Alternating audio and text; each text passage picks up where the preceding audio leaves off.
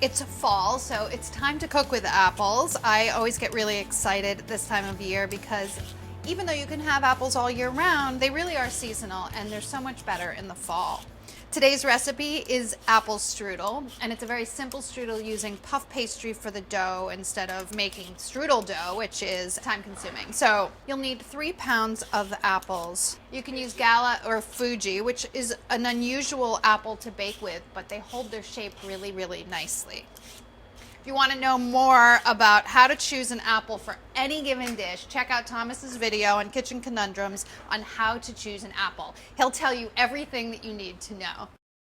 Cut your apples into thin slices right before you're ready to cook them so they don't discolor. There's no lemon juice in here to keep them from discoloring. And these apples are going to be pre-cooked so that everything comes together really quickly. So I'm going to saute these. Have a pretty large skillet available and melt 3 tablespoons of butter. You know what else is pretty cool about this recipe? There's only 5 ingredients in it. The apples have a great balance of sweetness and acidity, so you don't need any lemon juice. When your butter is melted, save 1 tablespoon. You're going to brush your pastry when you form your strudel, so just set that aside for a few minutes. Then add your apples to the pan, along with a half a teaspoon of cinnamon and a half a cup of granulated sugar. I like this as an alternative to apple pie for Thanksgiving. I mean, not that you need an alternative, but this is actually quite a bit easier than making a traditional apple pie.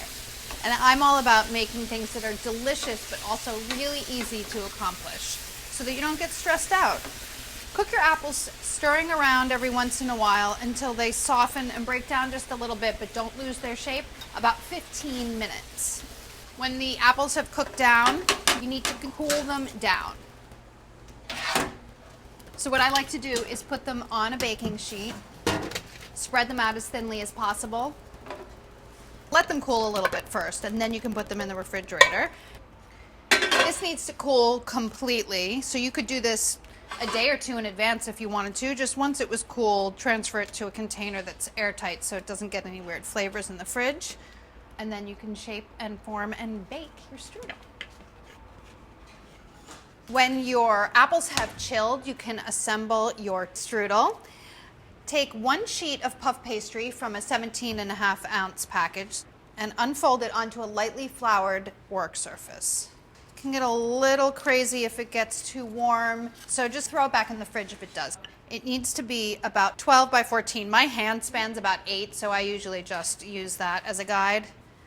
I'm not overly particular. I don't know if you knew that about me. You don't want to have too much flour attached though, so dust it off as you're going along, but you'll need some, of course, so it doesn't stick, but you don't want to overdo it. This is looking good. Have ready a baking sheet, and you want to put this on your baking sheet and get it back into the refrigerator just to chill a little bit. Doesn't have to be for too long, just a few minutes. Here's the dough, chilled. Take your cooled apples and spread them over the center. You want to leave like a 1-inch border on either side and then fill the center with the apples. The apples really do need to be completely cool for this. Otherwise, they're just going to melt your puff pastry, which is full of butter, and that will not be pretty. It'll get all gummy and it won't bake up nicely.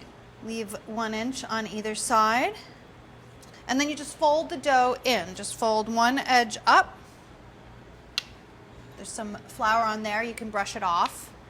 A nice dry pastry brush is great for this.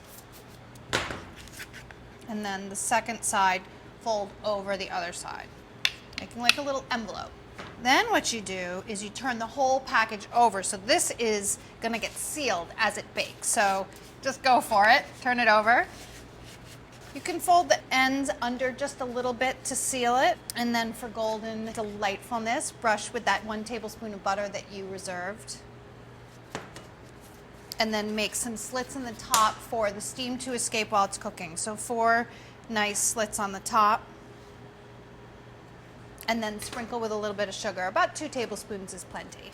Have your oven preheating to 400 degrees and bake until it's golden brown and bubbling, 35 to 40 minutes. allow your strudel to cool for like 10 minutes. You want to serve it warm. But you could rewarm it if you wanted to, and then slice and serve. If you really want to gild the lily, whisk together some confectioner's sugar and milk and drizzle it over the top as a glaze. But I don't think you're going to need to. I think you're going to love it just the way it is. It smells like fall. Flaky, buttery, appley delightfulness. Now that's a 5-ingredient dessert worthy of company.